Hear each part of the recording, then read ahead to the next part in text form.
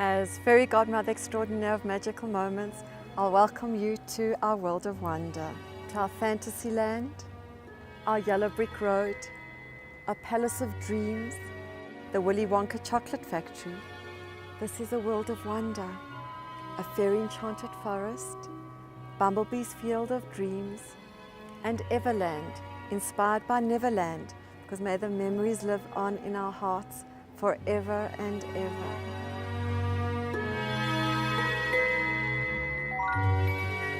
Magical Moments, by definition, is an NPO, a non-profit organization. We're also registered as a PBO. By most people's understanding, it's a charitable organization, but I prefer not to consider what I do to be charity. It's just unconditional love and kindness, gifted from the heart. It's just what we do for children in our country and in our city. We welcome the children with our traditional meet and greet, with bubbles and magic, and we welcome them with open arms into our happy place. And then they hop onto our pretend bus, and we take them on an adventure for their imaginations. And we go down the yellow brick road, past the trees, through the forest, there's bird song, past the flowers, and then into our secret enchanted garden where a world of wonderment awaits them. So WOW stands for World of Wonder.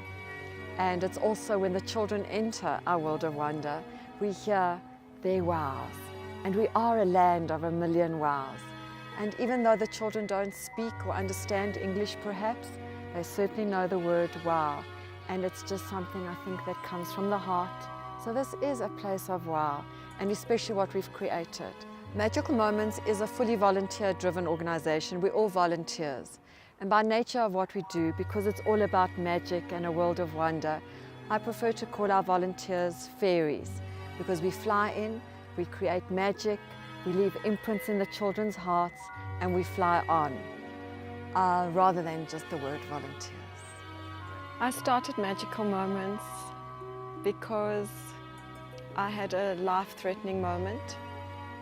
My husband and I were hijacked on the 13th of May, 2003 at 7:30, and with guns held at my head, I watched my life flash by. I had a very successful career. My husband and I were what we considered at the time to be successful in business, with lots of opportunities, and very blessed and certainly privileged. And I questioned life. What was life going to stand for?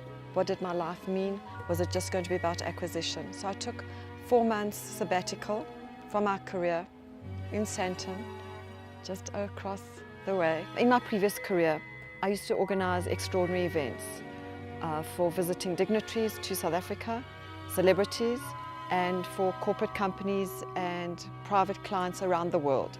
I decided to take a sabbatical just to reassess my life, and specifically to find meaning in life and to find life purpose. Because I wondered, when I checked out one day, what would I have to show for my life? After a conversation with someone, he said to me, have an extraordinary day. And I wondered, what does that mean? Is it a facial? Is it a massage, a manicure? And I decided to take cakes to orphaned and vulnerable children in Eldorado Park. And I took 5 cakes, homemade cakes from Home Industries. And after the children, there were 30 children that day, after the children had eaten, I saw how much joy the treats brought them and the smiles on their faces. And as we left Eldorado Park, my husband accompanied me that day, was too scared to go into Eldorado Park on my own. After all, most of my travels were in the northern suburbs and abroad. And I said to my husband that I'm going to do this every month, come back with a different treat for the children. And I did that.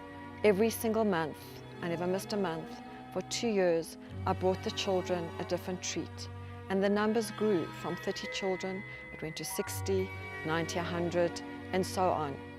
And I stayed there for 2 years until a famous celebrity stepped in and I stepped out. And then I discovered other children in need. One of the places I discovered at the time was Johannesburg Central Prison in the south of Johannesburg. And I engaged in the creche underground in the women's prison, in the women's section, with the toddlers and babies who are incarcerated with their mothers. And I went every 6 weeks for 2 years with a different treat for the children, because they didn't know a world outside of the prison, only the sound of hek, which is an Afrikaans word meaning gate, which is when the mothers ask for the gate to be opened and the wardens open the gate. Those children didn't know anything outside of those prison cells. So I brought in treats. I brought in pottery classes, art classes, swimming pools, and just so many treats. In fact, we actually did a spa treatment inside the prison for these littlies, and the children at the time were then aged 2 to 5. So after the prison, I went looking for children in need, and I went around Johannesburg, and I started with the big organizations that are well known, what I call the top 10. I had to start somewhere. And then after that, I found other places where nobody else was going. And those places found me too, because I would go into some of the darkest, most dangerous areas of Johannesburg where no one dared to tread. I'd go into dark alleyways, into squatter camps, and I know from the fear of the children that they'd never met anybody outside of their community, and definitely nobody of another culture or familiarity, and that's where I've chosen to focus. So I go really where nobody else goes, and because that's where I can make the biggest difference as a smaller organization, Magical Moments, and in doing the things that I do. The areas that I've been engaging in for over 15 years is seriously from A to Z. So Alexandra, just down the road, where as we cross Grayson Bridge, I do bridge communities from poverty to privilege. As most of the neighborhoods cross to get to me or me to them. And it is A to Z, because we start in Alexandra, Beckersdal, Cosmo City, Diepsloot, Diepkloof, Durban Deep, all the way through to Ivory Park, Ebony Park, Calfontein, Vosloorus, Univille, to Zonke Sizwe. Not only the environment that we're in at the moment, which is the healing for the soul, but also around us as we stand here, we're surrounded by a lemon tree and behind me a mulberry tree. The children arrive here and they discover fruit on a tree that they're actually able to eat from a tree, which is a wonderful experience. Now that happened once, and the following week the same group of children returned for swimming lessons, and automatically they ran to the tree to eat from the tree again. So there's a lot happening here in terms of healing, transformation, and certainly education, and education through play. Childhood is so vital, and I don't believe that too many people understand that. Children will learn more between the ages of 0 through in vitro until the age of 7 than they will for the rest of their lives. I'm a qualified ontological coach, and I've done many childhood courses over the years and studied human behavior. So through the work that I do out of this domain, I do understand the impact that it has on children during early childhood. So if they live in environments of violence, poverty, hopelessness, danger, anger, and really dark environments, how do they know that another world exists if not to step into a world of inexplicable beauty, magnificence, and opportunity? And then as they grow older, they can aspire for more and know that a different world exists. I was asked, what is my title? What is it that I do?